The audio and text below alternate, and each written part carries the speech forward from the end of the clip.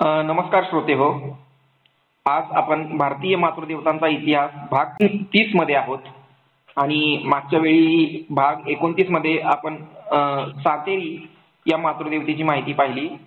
त्यावेळी आपण अनाऊन्स केलं होतं, डॉक्टर अशोक राणा सरांनी अनाऊन्स केलं होते की भाग 30 मध्ये आपण सुभद्रा या मातृदेवतेची माहिती जाणून घेणार आहोत. हे पॉडकास्टचे व्हिडिओ पाहत असताना, हे एपिसोड पाहत असताना तुम्ही डॉक्टर अशोक राणा यांची पुस्तकेही मागवून घ्या. वेळोवेळी आम्ही ते व्हिडिओमध्ये पुस्तकं दाखवत आहोत, संपर्क क्रमांक दाखवत आहोत. प्राजक्त प्रकाशन पुणे, विश्वकर्मा प्रकाशन पुणे, जिजाई प्रकाशन पुणे, त्याचबरोबर इतरही पुस्तकं जी मातृदेवतांवर आहेत, गणपतीवर आहेत, इतर देवतांवर आहेत, त्या संबंधीची माहिती जाणून घ्या. पुस्तकं वाचा, त्यावर चिकित्सक विचारानं चिंतन करा आणि मराठी दर्शन या चॅनलला सबस्क्राईब करा. त्याचबरोबर प्रत्येक एपिसोड पहा. या भागामध्ये आपण जाणून घेणार आहोत सुभद्रा या मातृदेवतेबद्दल. आपल्या बरोबर आहेत डॉक्टर अशोक राणा. नमस्कार सर. नमस्कार. नमस्कार. तर सर, सुभद्रा या मातृदेवतेची माहिती, इतिहास काय सांगता येईल? सुभद्रा ही जी मातृदेवता आहे ती खूप काही प्रचलित नाही आहे. फक्त ओरिसामध्ये जगन्नाथपुरीचं जे मंदिर आहे त्या ठिकाणी कृष्ण आणि बलराम यांच्या सोबत त्यांची बहीण सुभद्रा हिचं पूजन होतं आणि स्वतंत्र मातृदेवता म्हणून त्या ठिकाणी तिचा संप्रदाय सुद्धा आहे. आता सुभद्रा हा शब्द जो आहे तो सु आणि भद्रा ह्या दोन शब्दापासून बनलेला आहे. सु म्हणजे चांगलं, भद्रा म्हणजे चांगलं. म्हणजे खरं म्हटलं म्हणजे दोन्ही शब्दांचा अर्थ एकच आहे. भद्र म्हणजे उत्तम, चांगलं, किंवा आपण ज्याला पवित्र वगैरे वगैरे काय काय शब्द वापरता येतील. तर त्यात सु हा शब्द जो लागला, पूर्वपद लागलं, तर त्यात आणखी चांगलं म्हणजे चांगल्यात चांगलं. आपण छान छान छान छान म्हणतो ना, तसं इथे चांगलं चांगलं चांगलं असे शब्द दोनदा आलेले आहेत एकाच अर्थाचे. तर तिला चांगलं म्हटलेलं आहे, त्याला कारण काय आहे? वास्तविक तिच्याबद्दलची जी कथा, प्रचलित कथा आहे, महाभारतातली कथा आहे, भागवतामध्ये ती येते, कीर्तनकार प्रवचनकार सांगत राहतात. आणि एक अतिशय गाजलेलं गाणं आहे श्यामची आई नावाच्या सिनेमामध्ये. श्याम जेव्हा कोणत्याही कारणाने रुसला असतो, नाराज असतो, तेव्हा त्याची आई कथा सांगतात की सुभद्रा आणि द्रौपदी ह्या दोन बहिणी कृष्णाला होत्या आणि मग त्यापैकी कोण खऱ्या अर्थाने कृष्णावर प्रेम करते अशी एक स्पर्धा नारद लावतो. नारद हे पात्र असं आहे आपल्या पौराणिक वाङ्मयात जे सतत आपसात भांडणं लावण्याचं काम करतं, म्हणून त्याला कळ लावे असं म्हणतात. वास्तविक तसं काही नाहीये. नारद हे भक्ती संप्रदायाचं एक महत्वाचं पात्र आहे, आदर्श पात्र आहे. त्याला बदनाम का केलं गेलं त्याची कारण वेगळी आहे, त्यावर केव्हा तरी आपण स्वतंत्रपणे चर्चा करू. फक्त नारद शब्दाचा अर्थ सांगून टाकतो आणि पुढे जाऊया आपण. नार हा शब्द आहे, हा स्त्री या अर्थाने प्रचलित आहे. नार पासून नारी हा शब्द तयार झाला, पण नार शब्दाचा जो प्राचीन अर्थ आहे तो पाणी असा आहे. आणि त्याला नार या शब्दाला द हा प्रत्यय लागला आणि द या प्रत्ययातून देणारा ददाती, नार ददाती सह नारद हा, अशी त्याची उत्पत्ती संस्कृत भाषेच्या व्याकरणातून निघते. जलद शब्द वापरतो आपण. जल म्हणजे पाणी आणि द म्हणजे देणारा. म्हणजे मेघांसाठी हा शब्द यासाठी वापरतात की मेघ हे वेगाने जात असतात इकडून तिकडे, तेव्हा आपल्याला असं वाटतं की तिकडे काहीतरी पाणी द्यायला चालले आहेत आणि घाई आहे त्यांना, म्हणून घाई या अर्थाचाही जलशब्द हा प्रचलित आहे. तसाच नारद शब्द हा वेगळ्या कारणाने पुराणिकांनी बदनाम केलाय. सर, तर काय करू, पुढचा भाग नारद कोण होते याच्यावरच घेऊया. माझी श्रोत्यांना विनंती आहे की पुढचा भाग तुम्ही नारद या व्यक्तीशी किंवा पुराण पात्राशी जाणून घ्यायचं असेल तर पुढचा भाग नक्की पहा. आज आपण सुभद्राचं थोडक्यात जाणून घेऊया. तर नारद या ठिकाणी येतो आणि सांगतो की द्रौपदी ही उत्तम बहीण आहे की सुभद्रा खऱ्या अर्थाने कृष्णाची बहीण आहे. आता सुभद्रा ही कृष्णाची सख्खी बहीण नव्हती, ती बलरामाची बहीण होती. आणि द्रौपदी ही मानलेली बहीण होती. म्हणजे दोन्ही की त्याच्या सख्या बहिणी नाहीये. म्हणजे जी कथा आहेत महाभारतात, भागवतात किंवा इतर ठिकाणी कृष्णाच्या कथा ज्या ज्या ठिकाणी येतात त्या त्या ठिकाणी कृष्णाला सख्खी बहीण नावाचा काही प्रकार नाहीये. कारण नंद यशोदेने कृष्णाला लहानपणापासून वाढवलं आणि नंद यशोदेची मुलगी ही सुभद्रा आणि तिचा जो मोठा भाऊ आहे सुभद्रेचा तो बलराम. तर ओरिसा इथे जगन्नाथपुरीचं जे मंदिर आहे त्या ठिकाणी या तीनही पात्रांची मूर्ती आपल्याला दिसते आणि ती मूर्ती बटबटीत डोळे असलेली काळ्या रंगाची अशा तऱ्हेने लाकडाची मूर्ती असते. तर ज्या कथेचा उल्लेख मी या ठिकाणी केला होता श्यामची आई सिनेमातला तो गाणं अतिशय प्रसिद्ध आहे. भरजरीचा पितांबर दिला फाडून द्रौपदीला बंधू शोभे नारायण. नारायण हाही शब्द आपण या नारद या विषयावर चर्चा करू. या नारायण शब्दाचे अर्थ पाहू. विष्णूसाठी हा वापरण्यात येतो आणि मग पुढे कृष्णासाठी या गाण्यामध्ये वापरलाय.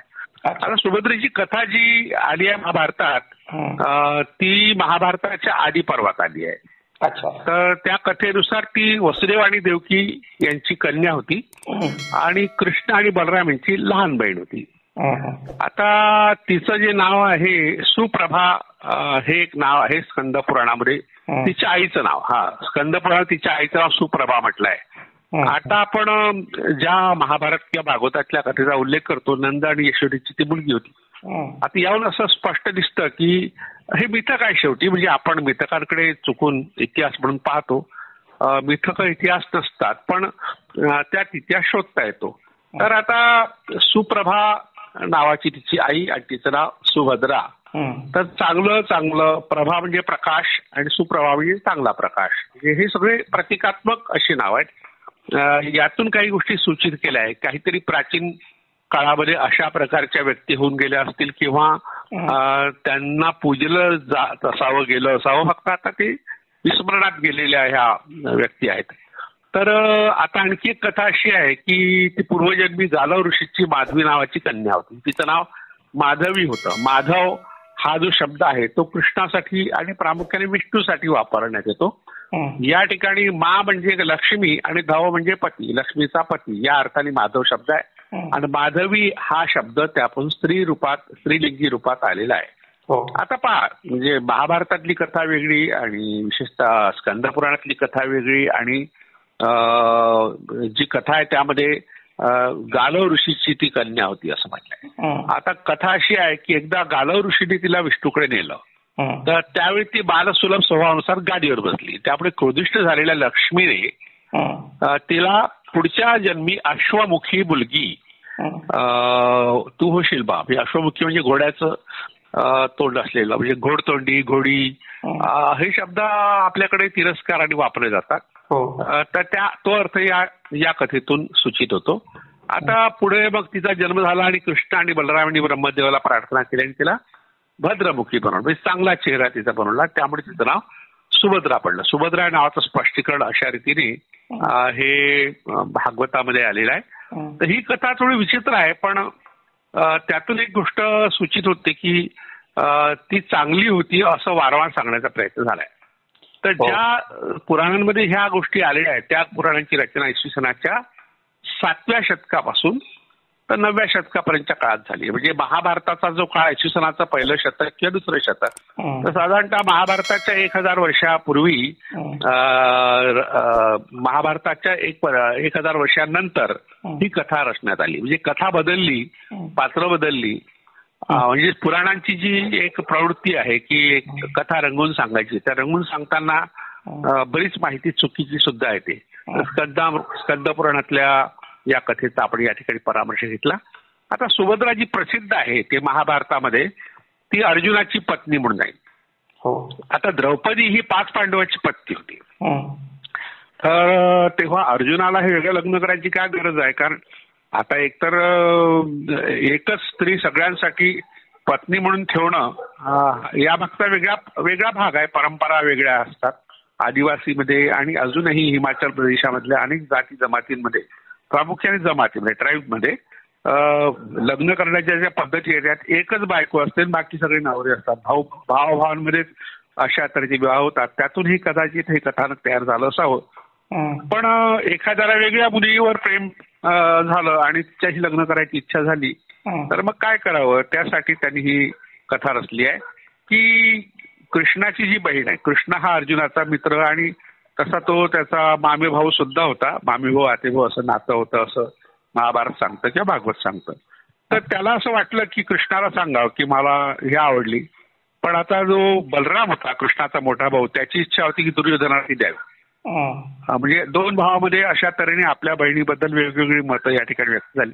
आता प्रश्न पडला की आता याला प्रेम झालं, आता काय करावं, प्रेमाला काही पर्याय नसतो. मग कृष्णासमोर त्यांनी आपलं व्यक्त केलं की मी हिला चांगलं वागवेल वगैरे वगैरे वगैरे. पण आता हा बलराम आपल्या विरोधात आहे, त्याचं काय करावं.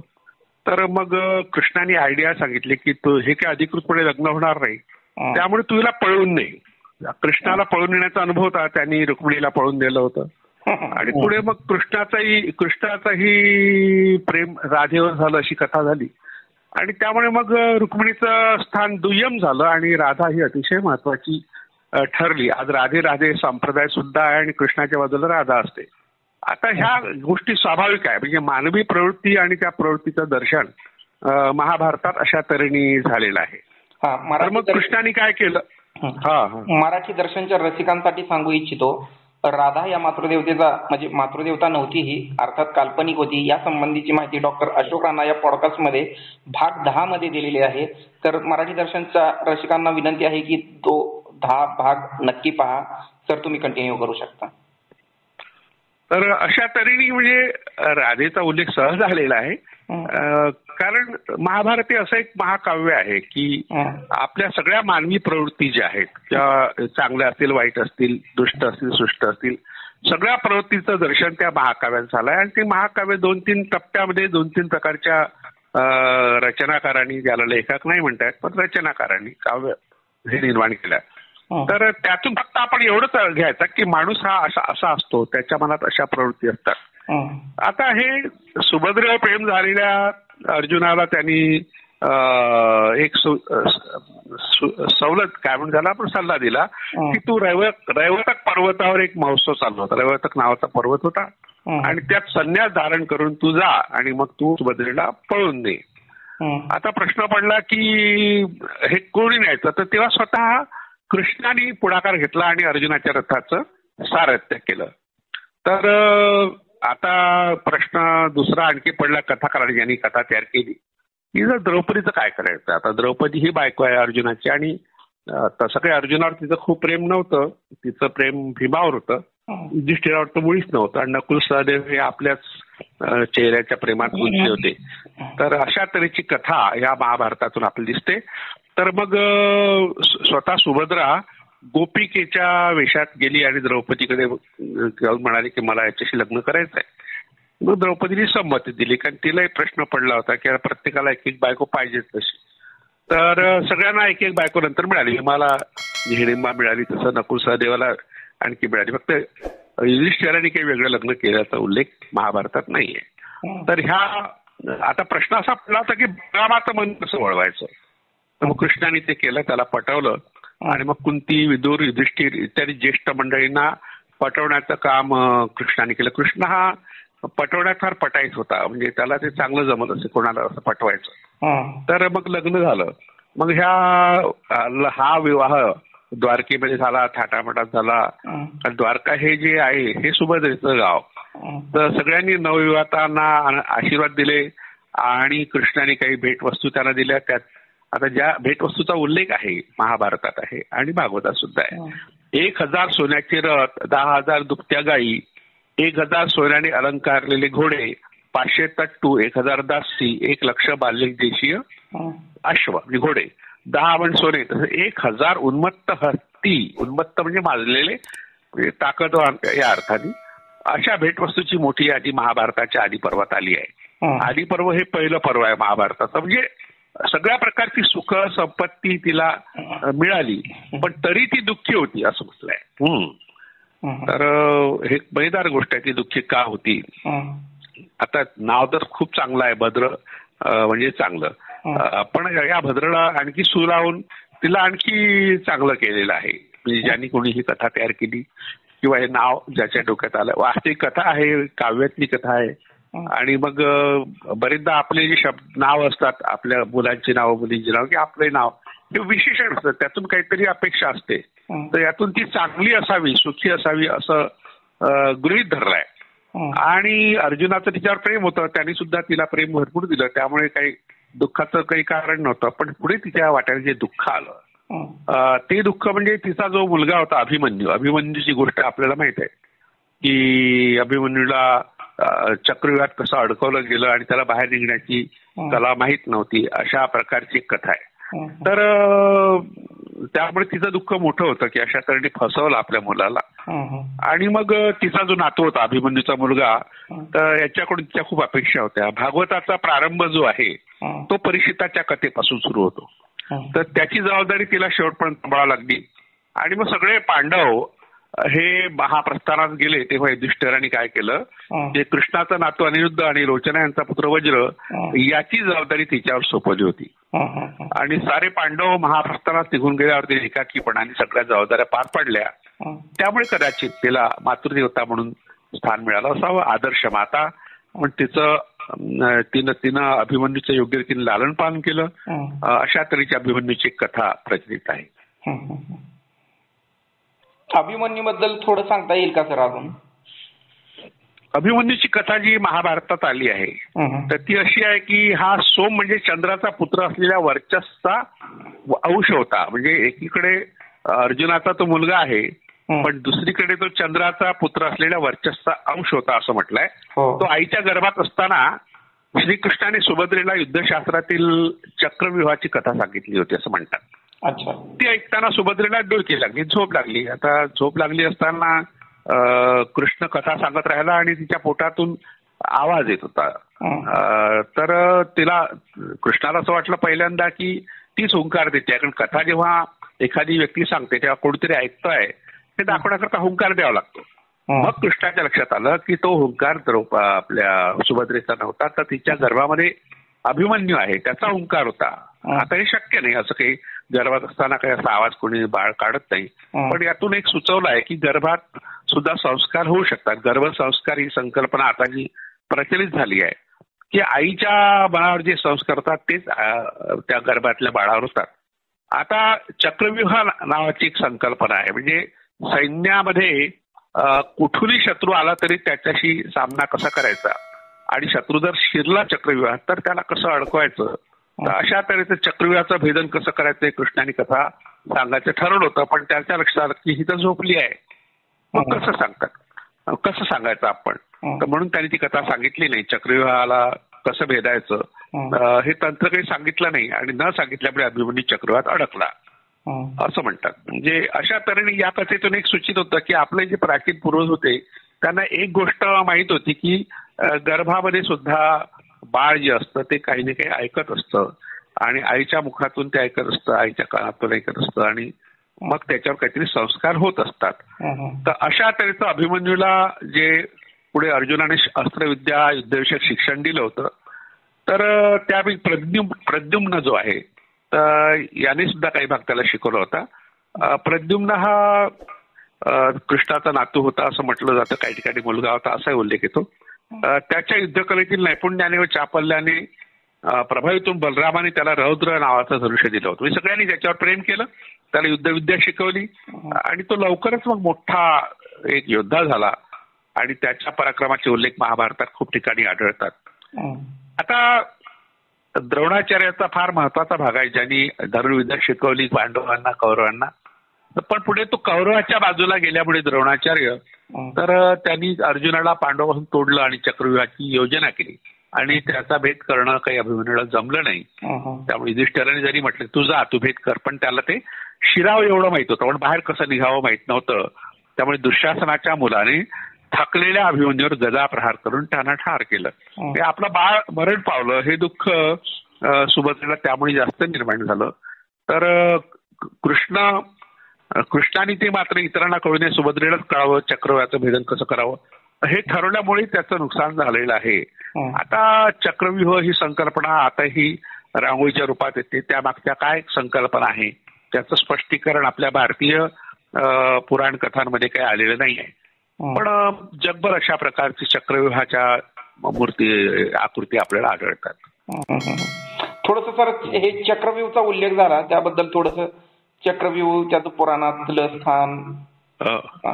हो, व्यूह हा जो शब्द आहे त्याचा अर्थ होतो गोलाकार आणि चक्र म्हणजे गोलाकार, म्हणजे गोलाकार रचना, सैन्याची गोलाकार रचना यासाठी करायची किंवा शत्रूला शत्रूचा हल्ला परतून लावता आला पाहिजे आणि मध्यभागी जे काही सैन्य आपलं आहे त्या सैन्याला सगळ्या प्रकारची सामग्री पाठवता आली पाहिजे.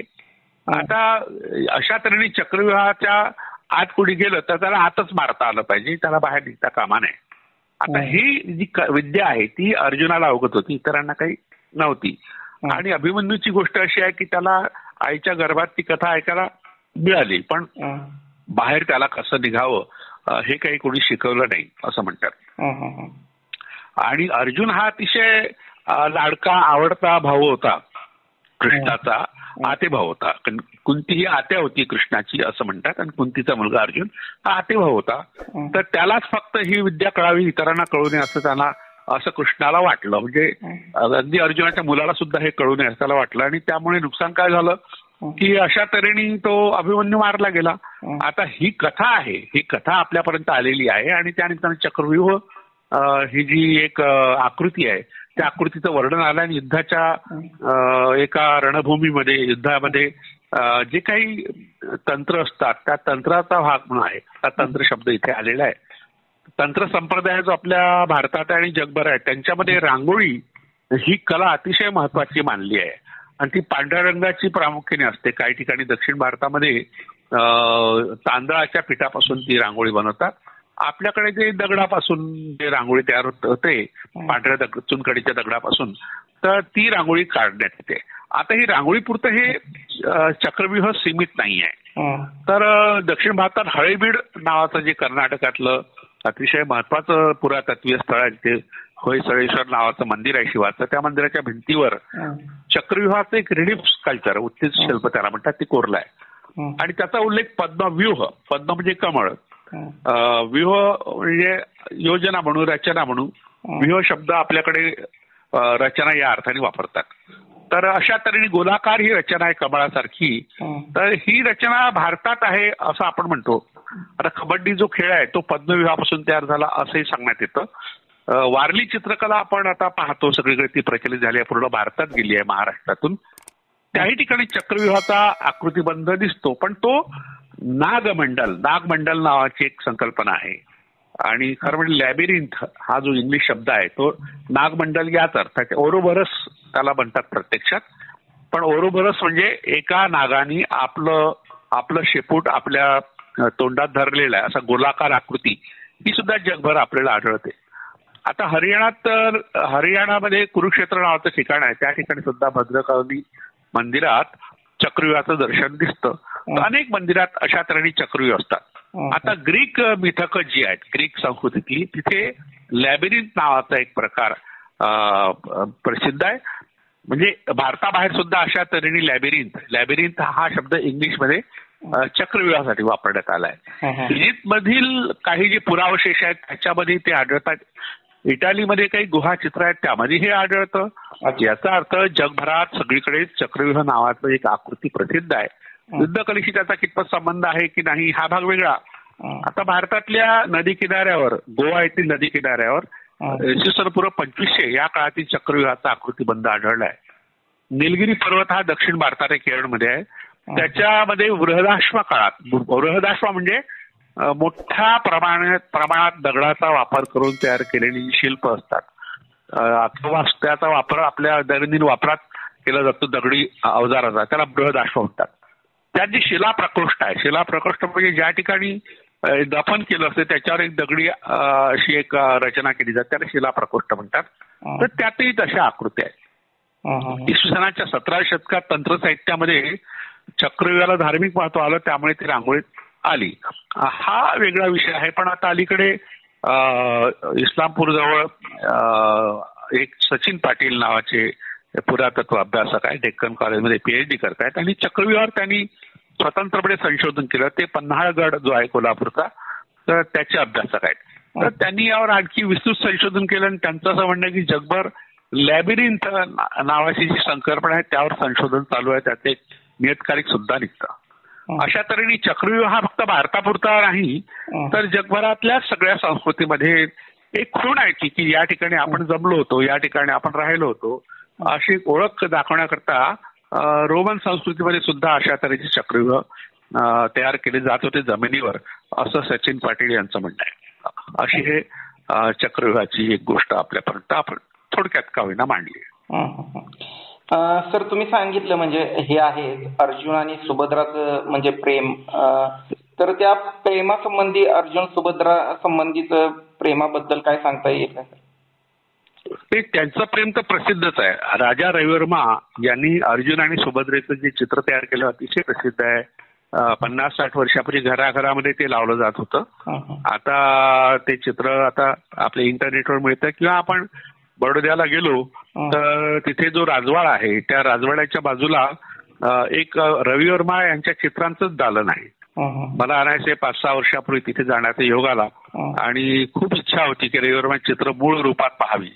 आपण जी चित्र आता छापलेली पाहतो तर ती लहान आकारात आहेत आणि विशेषतः लोणावळ्याजवळ मळवली नावाचं गाव आहे पुणे जिल्ह्यात, तर त्या ठिकाणी रविवर्माचा प्रिंटिंग प्रेस होता, तोही मला पाहता आला नाही. कारले भाजी लेण्या पाहायला गेलो होतो तेव्हा. आणि अलीकडे ह्या 5-6 वर्षापूर्वी अनायसे मी बडोद्याला गेलो होतो तेव्हा तिथे मोठ्या प्रमाणात चित्र पाहता आली. त्यात एक सुभद्रा अर्जुन नावाचं चित्र अतिशय प्रसिद्ध आहे. सुभद्रा आणि अर्जुन. आता सुभद्रा मधला सु हा चांगला, अति चांगला या अर्थाचा आहे. यांच्या प्रेमाच्या कथा अनेक ठिकाणी आहेत. तर मारवाड म्हणजे भारतामधल्या मारवाड हा जो भाग आहे राजस्थानचा, त्याच्यामध्ये भद्रार्जुन नावाचा जो किल्ला आहे त्यांची जी प्रेमाची कथा सांगणार आहे. जोधपूर इथे तो किल्ला आहे, राठोड कुळाच्या ताब्यात तो सध्या आहे.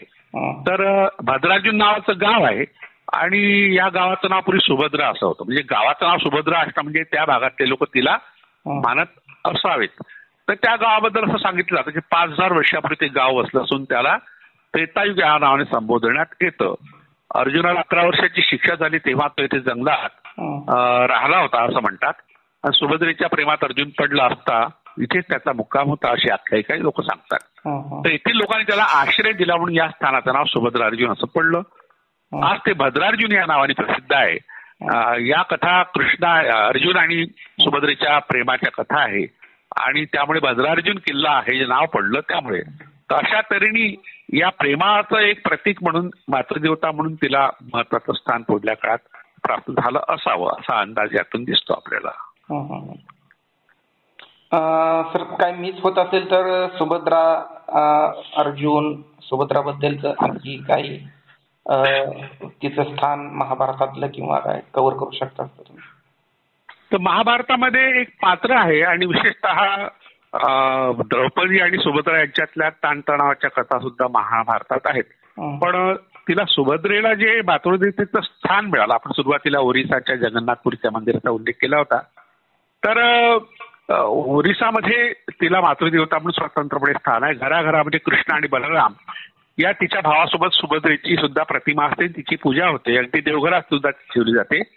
आता हे जे मंदिर आहे जगन्नाथपुरीचं ते तंत्र संप्रदायाने निर्माण केलेलं आहे, तंत्र संप्रदायातल्या लोकांनी निर्माण केलं आणि ते त्या मंदिर शैलीला ओरिसा शैली म्हणतात. इतकं ते महत्वाचं आहे. पण त्या जी मूर्ती आहे ती मात्र आदिवासींच्या दैवताची मूर्ती आहे. तिला आता बलराम कृष्ण आणि सुभद्रा असं म्हणतात.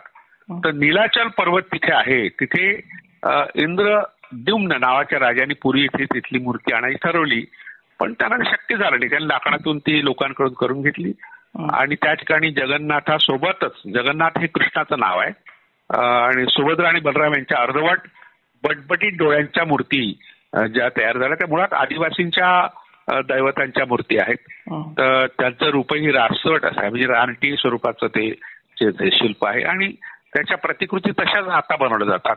आणि कृष्णाच्या रथास कृष्ण आणि बलरामाची स्वतंत्र रथ त्या ठिकाणी निघतात. रथयात्रा, जगन्नाथाची रथयात्रा अतिशय प्रसिद्ध आहे भारतात आणि जगभरात नाव आहे. म्हणून जगन्नाथाचा रथ हा जो शब्दप्रयोग मराठीत आला आहे या अर्थाने लोकांनी सगळ्यांनी ओढायचा असतो. तो सगळ्यांच्या सहकार्याचं प्रतीक म्हणून जगन्नाथाचा रथ हा शब्दप्रयोग मराठीमध्ये स्थिरावलाय.